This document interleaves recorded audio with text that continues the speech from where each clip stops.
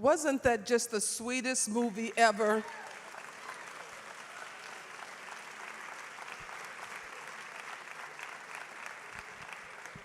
So let's call out right away Angus McLaughlin so we can give him the golden thumb.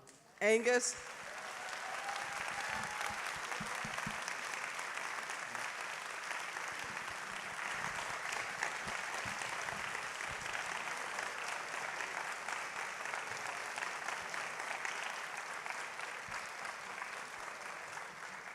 We have a tradition at Ebertfest. We give the golden thumb to our visiting filmmaker, and it was cast from Roger's thumb some years ago. And you know how much he loved Junebug. This one he would love just as much. In fact, I couldn't help it. Just weeping. That movie is so beautiful. Thank you. Thank you.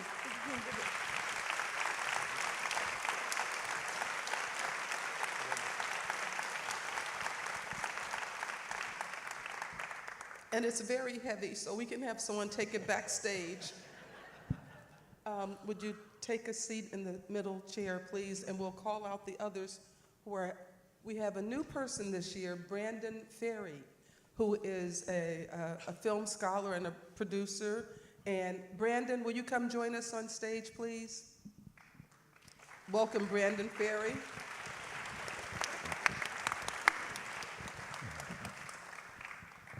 Nate Cohen is going to be leading this discussion, and we also have Brian Tellerico. Brian, please join us. Nice to meet you as well.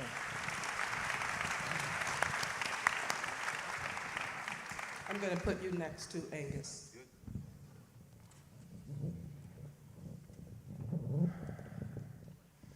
What a beautiful, beautiful film. It's such a celebration of the human condition in which Roger always championed. I've lived in the South now for 25 years, and you got it exactly right. The attention to detail was extraordinary. From eating breakfast on the breakfast nook to putting the pills in the thing to I mean, everything. I mean, how did you do it? How did one do it? You know, it's what I've lived. I'm from Winston-Salem, North Carolina, where it's set. I grew up there. I still live there. I have a family there. I had parents there. And I have an adult child who's living actually in Chicago now. But, you know, the South is often portrayed so pejoratively and cliched that I really want to say, this is the way I've experienced it. And it's always interesting to me, because not all my films, but a lot of my films take place in the South.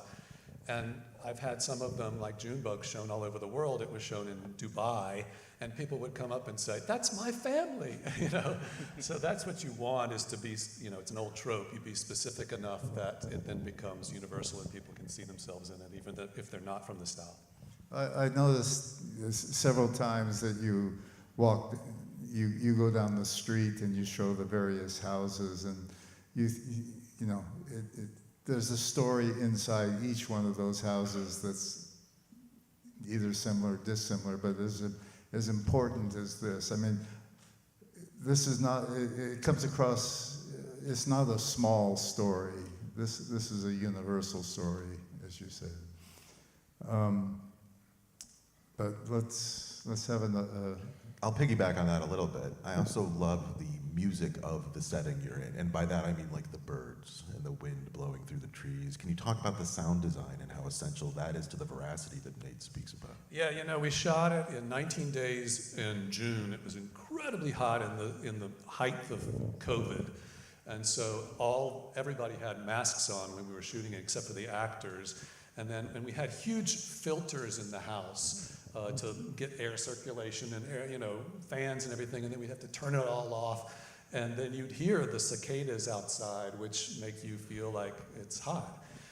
And I'll mention the unseen singer.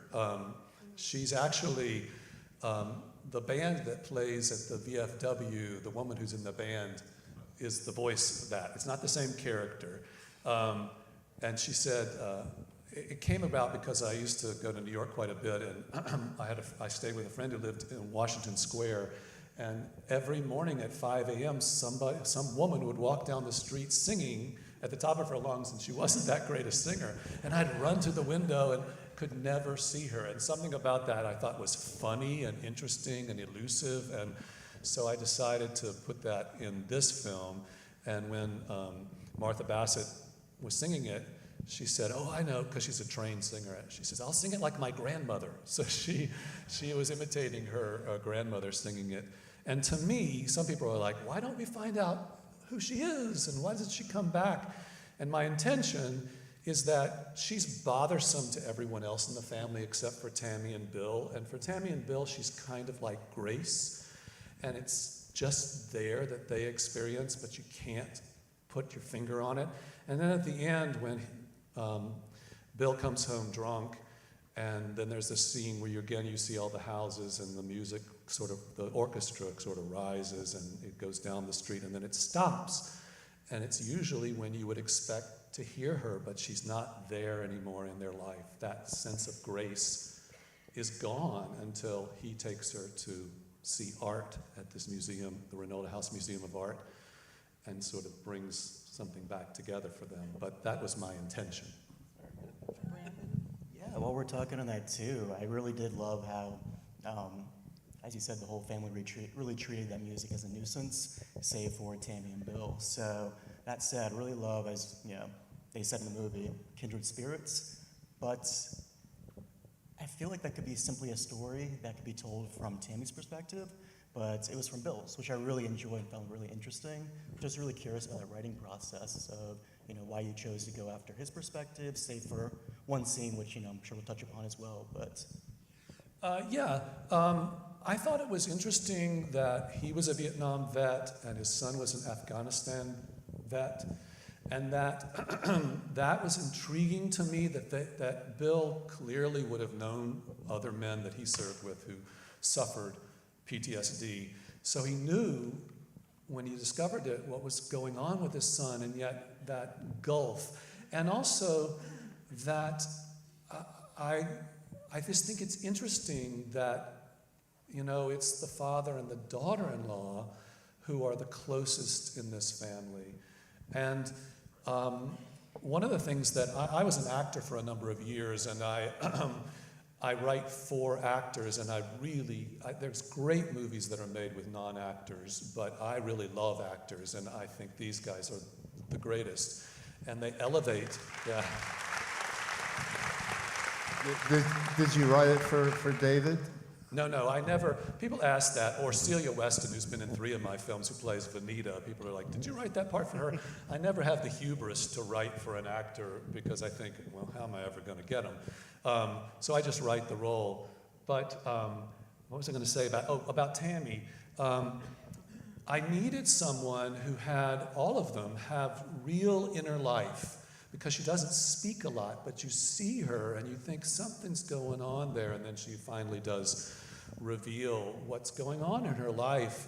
And Jane Levy, who had a TV show on NBC a number of years ago called Zoe's Extraordinary Playlist, which is like a musical comedy. She's like incredibly funny and talented, and she just was able to bring so much. I love stories and films where you could imagine a film about each of those characters. I guess because I was an actor and I always wanted to have a full, even if you had 3 lines, to feel like I'm a real character and a real person. So, I think Jane is great. But 2 people are like, why didn't we see more of her? Yeah, So the other people who wanted me to extend their regrets that they couldn't be with us, David Strathern, was scheduled to be here, and I think it's work or whatever.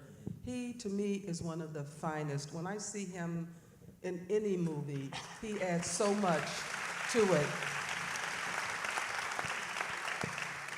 And I'm going to have to look at Jane Levy a little more, too.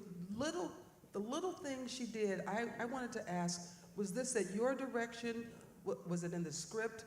When she was wiping apples on her overalls, that was just such a brilliant gesture for what she was doing, and it told me a lot about her and the relationship she had with the family. In fact, I think I was so touched by this movie because there was so much that was unsaid, and yet in the things, in the gestures and the looks and everything, how did you do that? How did you build those little things? The movie has such a big emotional impact. Thank you. Well, that was her gesture. I mean, that's what you get, great actors. Another one that I think is wonderful that was not in the script. A lot of times I do write specific things, but every time Bill leaves, he touches Vanita, or they just say, "Bye, sweetheart." That's completely them, which you see their marriage. I come from the theater. I used to work in theater as an actor and a playwright, and you have a rehearsal in theater and you don't in film, especially independent film. We had one day where the main actors got together to read through it. So they had to create these lifetime relationships like that, and it just is, again, a testament to these performers. I have to say about David Strathairn is that he's everything you imagine him to be. He's just such a mensch and just a wonderful person. And casting that role, I needed a man where you never got the sense that there was going to be something fishy in this relationship between a father-in-law and a daughter-in-law. Someone with real gravitas and honor. And David is that as a person, and he brought that, I think, as a character. Yeah, I knew David 1990, something like that. And he never changed, you know. And you're right, he's an extraordinary man, an extraordinary gentleman, an extraordinary actor. But, you know, a lot of this is on the page. It's in the script. And what the actors bring to it is sort of the cherry on top. But the heart of this is in the writing, and I just wanted to congratulate you on that. Thank you. Thank you. I think because I come from the theater, and I learned on Junebug, I wrote Junebug, and another director, Phil Morrison, who's a great friend of mine, directed it, and he really honored the script. And there are a lot of films that are improvised. There's very few improvised things in this script. I will say one little bit that's I think is fascinating. The day we shot the Planned Parenthood scene, we had set it up, and we were getting ready to shoot, and the Dobbs decision came down that minute. It was 10 o'clock in the morning, and a PA came up to me and said, "Do you know what just happened?" And it just went through the whole cast, and of course it affected all of us, but particularly the women in the cast. And Jane has no qualms about me saying that she herself had an abortion, and the woman who is the nurse practitioner had also. And so it was incredibly meaningful to them. And we shot it 3 times. The first time Jane was just so emotional, and we stopped, and there was some problem, and we had to fix something. And I thought, we've got it. And then she said, "Can I do it once more?" And that's what she did. And what I love about what she does is she's so many things that she goes through. There's humor, there's thought, there's just her deep emotion, her sadness, and then at the end when she sort of pulls herself together, I'm just amazed at what she does in that scene. Why don't these people talk to each other? I'm sorry? Why don't these characters talk to each other? Are you not in a family?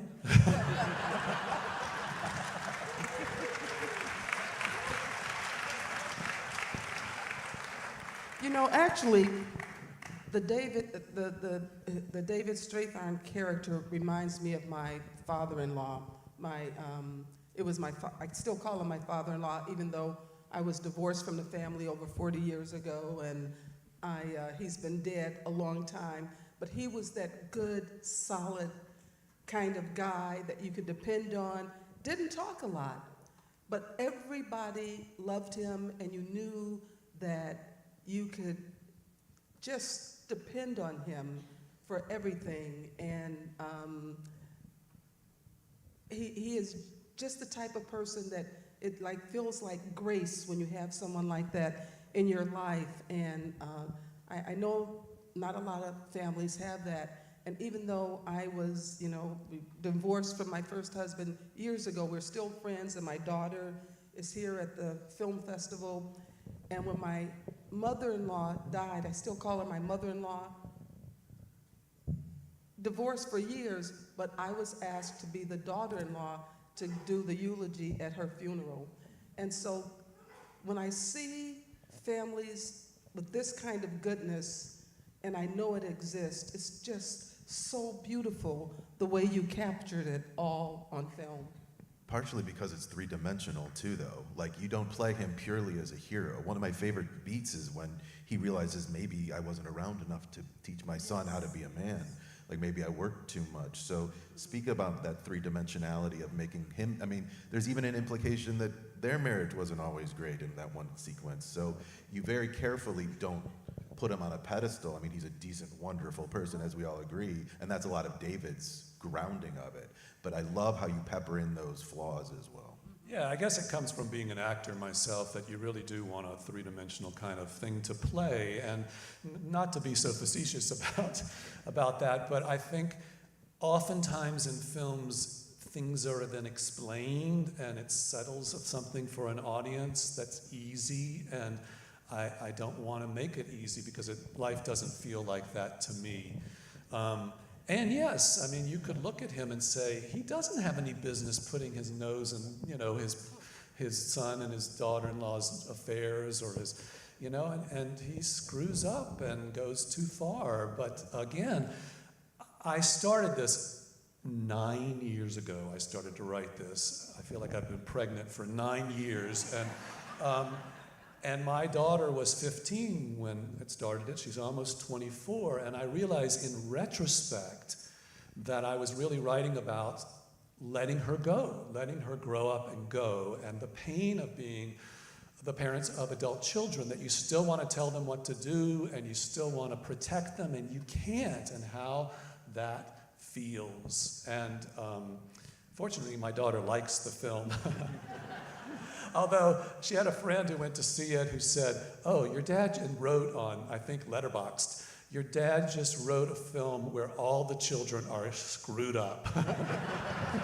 Oh, in fact, let's talk about the casting the daughter and what you were hoping to achieve in the film with that character. Patty is Anna Camp, who's been in another one of my films. She's great. She's in a lot of things. I just saw her on the Today Show. She's got a new summer movie called Bride Hard with Rebel Wilson. She can do anything. And she's from South Carolina. Not all the actors are Southern, but I like to have people who sort of know the South to be in it. And again, she's the character. She and Bethany, who's the friend at the VFW.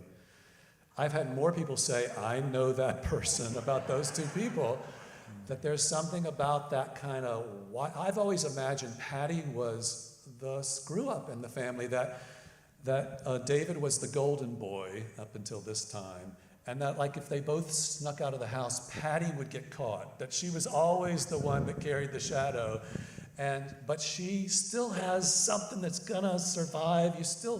Of course you're going to think, what's happening with, Cassius, who's growing opioids in the basement, and that child. But even with the little child, and I've had another film, Goodbye to All That, which had a small child in, I very intentionally, she says one line, no, that's all she says. But she could act. And I wanted her to not just be a victim, that there's something about her that's like, she's beating the tree, she's knocking over the thing in the yard and laughing, that there's some little spirit in her that's not going to be quashed by whatever's going on. Yeah. Well, also, I produced a movie with Anna Camp a long time ago again, one of her first films, and I didn't recognize her. I mean, she's an actor, and She's usually blonde. Yeah, that's why I didn't recognize her. Go ahead. Yeah, I was just gonna say, like, her entrance I felt like it was such a good reflection, like the shooting choice of, she's so chaotic, but it kind of felt like just going straight to shaky cam and just really made sense. But I'd just love to hear more about that shooting choice, and also, not her character, but Jane Levy's, during the Planned Parenthood scene, just kind of that calm, almost like 360 around her. I'd just love to hear more about those shooting choices. Well, yeah, thank you. Because we had such a short short shooting schedule, I couldn't do a lot of coverage, which is back and forth, and I intentionally wanted to have, there's a lot of scenes that are just called oneers, where the camera's just on them. It's also because I love actors. I love just seeing actors do what they do. Hopefully, it doesn't get boring, and with these actors, I don't believe it does. And the thing with the shaky cam too, my cinematographer, who was just the greatest, he was this little guy who shot it himself. And so he was always walking, and we had 2 or 3 of those where it was really shaky and we couldn't afford, there's a thing you can do where you stabilize the camera after you shoot it, and we couldn't afford it in that scene. But it was an intention too. It's like suddenly the world is like, oh, Patty's here. And then the scene with the 360, I wanted, intentionally to think, what is it like for somebody to have to have an abortion? The 360 attitude, which connects to the idea of panorama that they mentioned. Look at the whole picture. And she has this beautiful face. I mean, oh my God, it's like flawless Jane Levy. Every angle is incredible to me. And I always imagined it just being on her. And with my DP and we said, okay, let's do it this way. And then cutting to the woman who also has the most beautiful face, the nurse practitioner. The connection to the two of them. I say, let's look at the actors, let's look at the characters. We don't need, bells and whistles. Could you talk a little bit about how the veteran thing fit into this? I mean, it's so subtle. I mean, you have to really listen to hear it, but it's underneath everything that goes on here. Yeah, I don't think of myself as a political filmmaker, but this film deals with a lot of political issues: a woman's right to choose, interracial relationships, PTSD, veterans, addiction. You could, pull those things out. But I'm really interested in people, and I think there's such a difference between when these things are argued on the floor of the Senate than when it comes home in a family. And I remember very distinctly during the AIDS crisis when you would hear politicians rail against it, and then suddenly their nephew, their son, someone they know had it, and it came home to roost. And so that's what I'm interested in is, looking really at how these things affect all of us. Because I could imagine that that Bill and Vanita might be Republicans. They might be. But again, I don't want to be pejorative to that. I want to see, when he finds out she's had an abortion, he says, people these days, they're just too much for me. That someone he really loves has made this decision, and he feels it, and yet, probably for himself, it's something that he would object to. So that's sort of what I'm looking for. Well, the other thing that is the VFW post, the communal thing. You have the same thing in Junebug with the church dinner where he gets up and I mean, that seems to be the only time people get together and actually see each other. Yeah, Ray, how was it?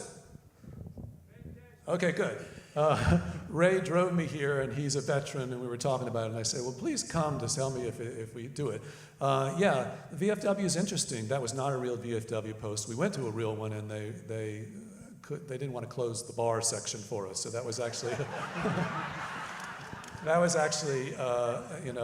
and I thought, again, it's interesting to see one thing, to see the other side of what we think of as veterans or people struggling with those kinds of things. The man who talks about being a Vietnam vet is an actor. He's actually not a vet. I thought he was. People are like, is that a documentary?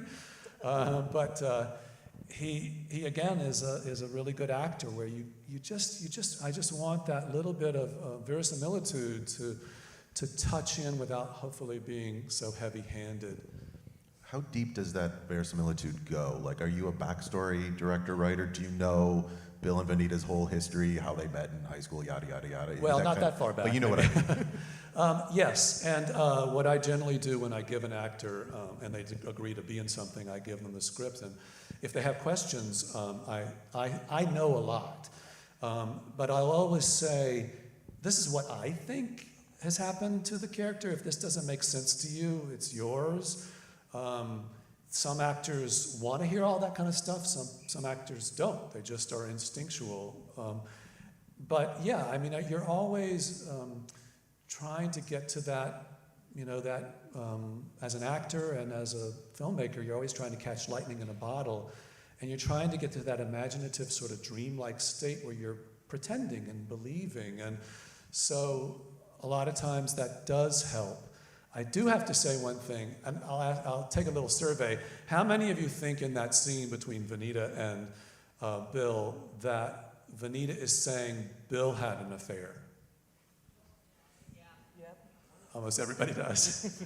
I know, which is great, but it's not my intention. And it's interesting. No. My intention was, she says, what are you not telling me? And he doesn't say anything. And then she says, oh, we understand. She says, need to know, which is a military term. We understand that, don't we, Captain? That my intention was she was a military wife who there were things that were outside of her kin. I'm Southern, so I never know which way to say that. Which is another reason why they don't speak to each other. There are proprieties in this kind of military upbringing. But I kind of like that people think that's what's going on. That's another thing. When I create something and an audience or someone sees something more in it, great. It still makes sense, and I think that's great. Well, I was surprised because I was said, oh, Bill had his own affair probably years ago, and they don't talk about it anymore. There's, you probably heard some applause when we saw Ramin Barani's name on the screen. He's been here, I think, 2 or 3 times. 4 or 5 times. Oh, really?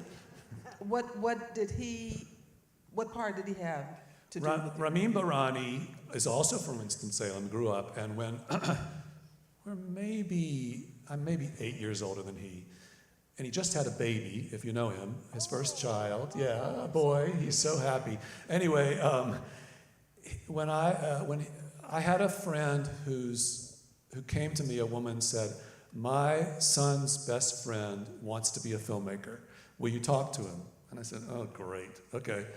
So it was Ramin, who was 15, and we talked about, and he was exactly then what he is now, very intense, kind of, if you've ever seen Ramin, he's a very intense person.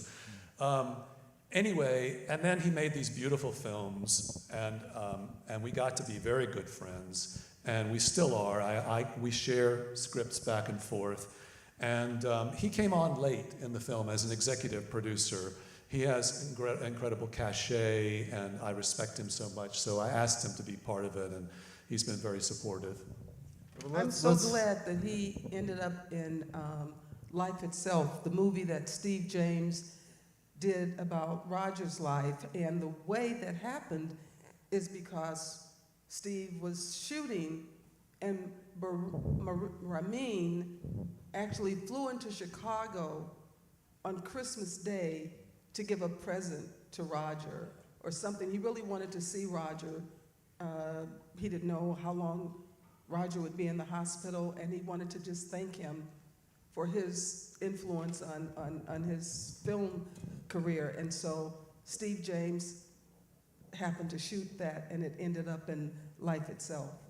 And it's amazing to me to think that maybe that doesn't happen if you don't encourage the 15-year-old Ramin, and we're all not here. I take and the ripple complete effect of all of responsibility. that. No, I love the ripple effect of kindness and empathy and all of that. So. I mean, there's quite a robust film community in North Carolina, North Carolina School of the Arts, and those. I'm not talking about stuff in Wilmington, but let's talk about the film itself. Let's talk about life itself. It premiered at Sundance, and it's never gotten the distribution, right? We are still working on it. So we're in Wait a negotiations minute, now. are you saying a little prayer Yeah. never got distribution? Well, we're still working on it getting out there. And with the company that we're talking to now said, don't show it at all these film festivals because we need people to go see it when it actually comes out.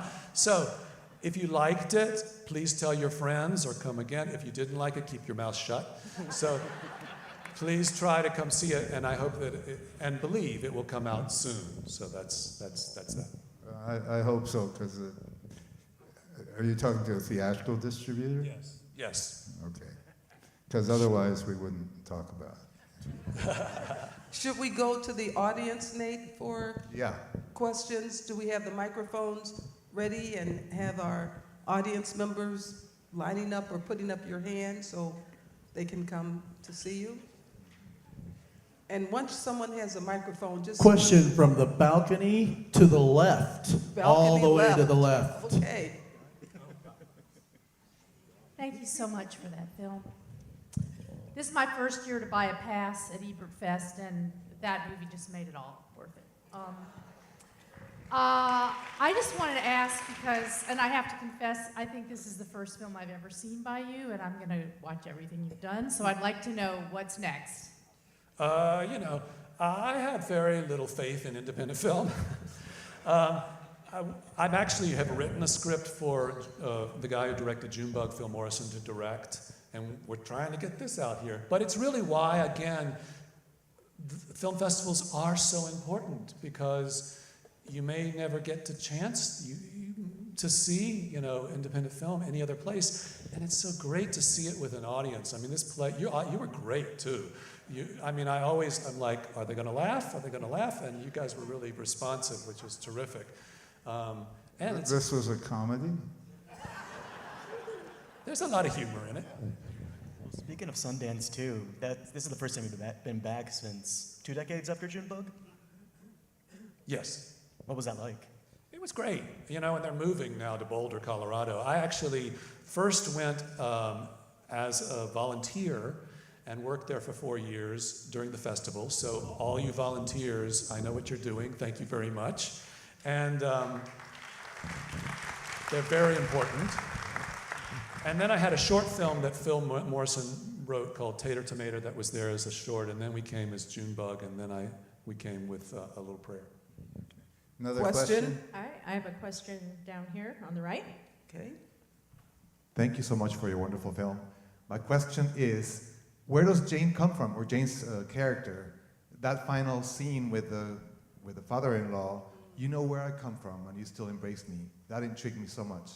Well, when you see it again, when you go to the theater and see it again, you will notice that at the very first scene when they're eating breakfast, she says, I miss going to church, the singing, and he says, back in Kentucky, back in the holler, and he gets her to go holler, because thinking she used to have a much heavier accent.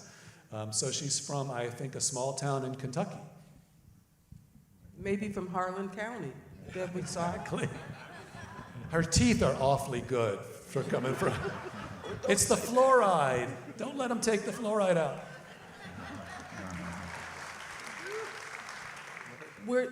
If anybody from Harlan County is watching this, it's not a... No, I love it. Okay, but good. fluoride has helped. Okay. Yeah, help me. Another question. Yeah, I thought this movie was a work of art, and I was really interested in, did you plan it to be a work of art, or does the outcome of this movie, does it just emerge in a way that you didn't envision, or was this work of art something that was more planned? Well, thank you very much. I certainly intend for it to be a work of art. As I said before, you're always trying to catch lightning in a bottle. You just don't know if it's going to come together. And there's a trope about the movie gods. But my intention certainly was, that's what I think of myself as, which is, you know, I don't think that has to be, it's serious but not solemn for me to be an artist or to produce something that I think is a work of art, and yet, you know, some people can look at this and think, oh, it's a little tiny, little story about the family in the South and, you know, whatever. But thank you very much, because that's what I would hope. Why the visit to the art museum? I beg your pardon? Why did they go to the art museum? Well, that is our museum in our town, and that painting that you see all the bits of, and then it's big, is called the something of the Andes by Frederick Church. And I grew up looking at that painting, and it's so fascinating. It's big, you know, it's like the size of all of us together. And it has all these little bitty stories in it. So I guess as a storyteller, I'm like, oh, look at this. And to me, the idea is that Bill brings her to art, and she sees a bigger picture. She sees, and then you hear that French Christmas carol again, Bring a Torch, Jeanette Isabella is it in English, that it feeds her in a way that she hasn't been fed, which is what he's always done for her. You look at me, you make me feel I'm worth something, you sit with me, my life has value. And to me, that's what art gives me. So I wanted her to have that experience as well. Well, how did he come to sing that song? Well, as he says, I get around, you know. Again, I love that idea of something surprising with people, that you take one stereotypical view of a person and then they, you know, suddenly say, oh, I had this in my life, or I experienced this. That's fascinating to me. I mean, they're just little questions that pop up because the characters are so rich. Right. And normally we would, in most films, we would have seen that painting at the beginning of the film, and then we come back to it at the end. You didn't do that. No. Thank you. More questions from the audience? Where's the microphone? Question in the balcony to your right. I wanted to thank you for showing an abortion on screen. It's something we don't see enough. It shouldn't be a brave choice, but it really is. And I was wondering if you think that affected distribution, or you have thoughts about why it is so rare to see that on screen. And as a sort of related question, is the no trailer because no distribution, or we want to show it to our friends and introduce them to the movie? Well, we're going to get a trailer. We have a trailer soon. It has sort of affected it. We spoke to one distributor who was like, okay, we need to get the Southern religious, you know, send it to churches. And then they went, wait a minute, we can't do that because of the controversy. You know, it's, again, it's a hot button political idea that is not the thing in the film, although it's at the very center of the film, her choice. I think it's very difficult to show those things, to show them in a 360-degree way. And even Tammy, you feel at the end, feels badly that she did it when she says, I'm as bad as anybody. And you think, oh my God, you're like rescuing yourself from your husband, and he's, you know, all this kind of stuff. But again, you know, I want to show the humanity of it, so it is, and oftentimes it becomes so dramatic, although it is very dramatic, but people have to find a way to deal with it. You know, one thing that I want to thank you for doing in this film, another thing anyway, is I was surprised when I learned, when Tammy was looking to see whether she was pregnant with taking the test, I thought it was because she felt that a baby would add to their life. I was shocked when I found out she was at Planned Parenthood having an abortion because she was so loving to her niece. And that was just so beautiful, the relationship she had with little Hadley, which made the heartbreak of her having to have an abortion all the more weighty. Yeah. The one thing I liked about the whole pregnancy abortion thing is is the way she hid the pregnancy test in the garbage, and then had the second thoughts that maybe I didn't hide it well enough, so I'll take the whole garbage bag out. I've been there, but I mean, not with a pregnancy test, but I've hidden a lot of stuff in the garbage. Like what, Nate? I can't tell you that. Okay. Isn't there a sense, too, that she looks at her sister-in-law and the trouble she's having in her marriage and relationship and thinks, well, this could be me in 6 years if I have this child, and going back and forth and not having a home to go to? Like. Yeah, as her husband says, it's not a good time for a child right now, and Tammy thinks that too. That I think that I don't really know if she knows that her husband is having an affair and has gotten another woman pregnant. I don't really know. But she knows that he is drinking again, coming home late. Obviously, something is really wrong in their family. And to bring a child into that is not the right time. And how hard, because I think she clearly, when Patty comes, first thing she says to her, "Are you pregnant yet?" And I love Jane giggles, laughs, like, oh my God, that she puts the finger on something that's very important to her. The microphone is right there. Hi, I live in Durham, North Carolina, and thank you. We had a major movie made about an incident that happened in Durham, Best of Enemies. It was filmed in Atlanta. So I have to tell you, I really appreciate the fact that you actually filmed in Winston-Salem. Ronaldo was there, the Salem Village was there, and you got the triad accent. I was really impressed by that. I wish more movies were filmed where they were. Yeah, it's very important to me, and it really helps actors. I wrote the script and imagined it taking place in the Cano Hills neighborhood, and that's where we shot it.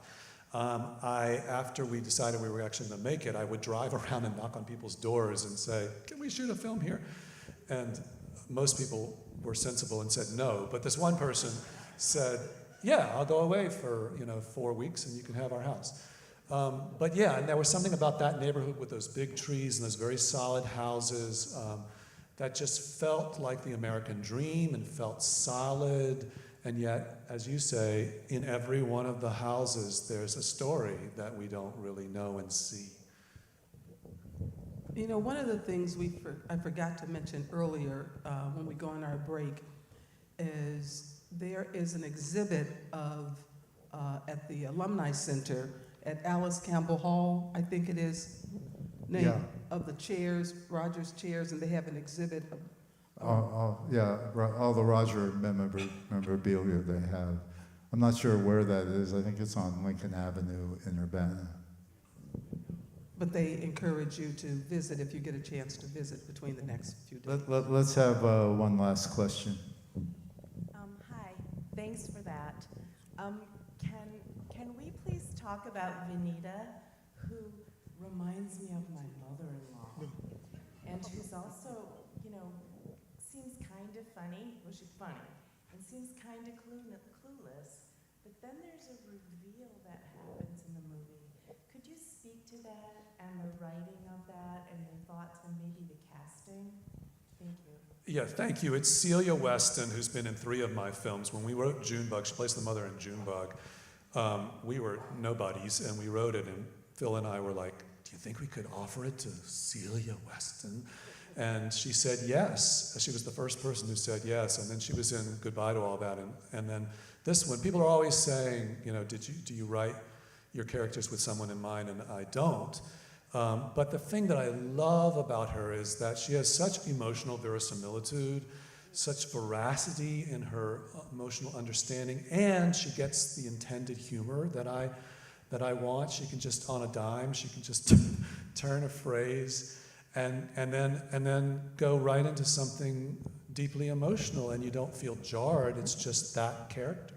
But speaking of directing actors, how do you direct actors, or do you? Yeah, of course I direct actors. It's interesting, when I was an actor for a number of years, and the first film that I directed was Goodbye to All That, and I had actors come up to me and said, "Oh my God, you cannot imagine how many directors do not know how to talk to actors. They're scared of them, they won't touch them, they know a lot of technical things. I never went to film school. They know, the picture, what they want." And that was the one thing that I felt confident about because I had been an actor. I know how vulnerable it is and how hard it is. And I also learned on that film that every actor works differently. Melanie Linsky was in it, and she doesn't want to talk beforehand. She never wants to, she just wants to do it, and she's emotionally on every single take. Paul Schneider, who is in that, is not a trained actor, and he wants to talk and talk and talk and talk and talk, which was great. So you have to intuitively go, okay, what would help this person? And communicate differently to everyone. One little thing that Jane mentions is that I said to Jane, I think that Tammy is deeply depressed and going through a very difficult thing. I had a girlfriend once who was this bubbly, happy, wonderful person, but was deeply depressed, and most people didn't know that.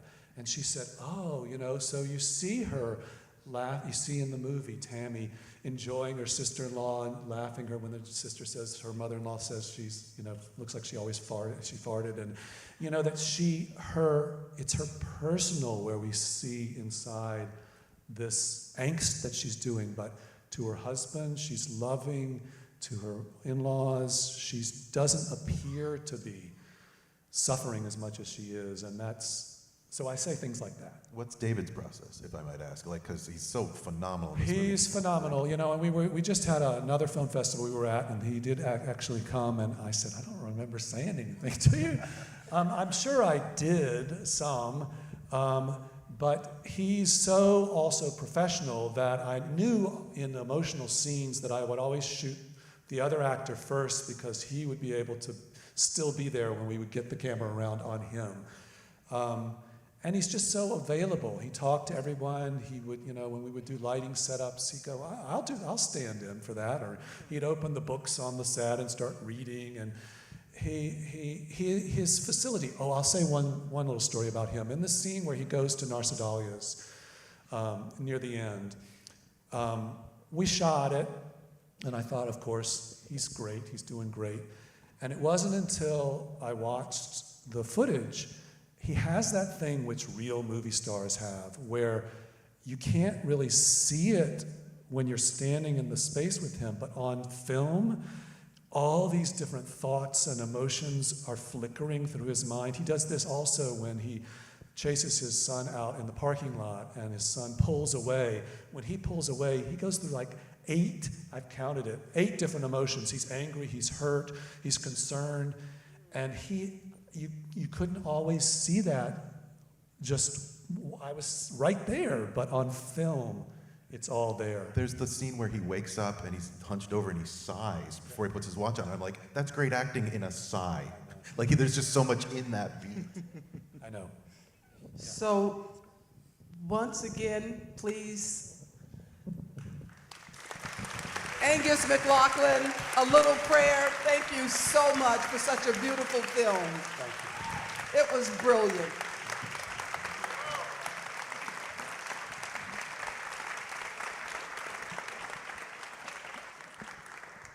It was brilliant. This time it just destroyed.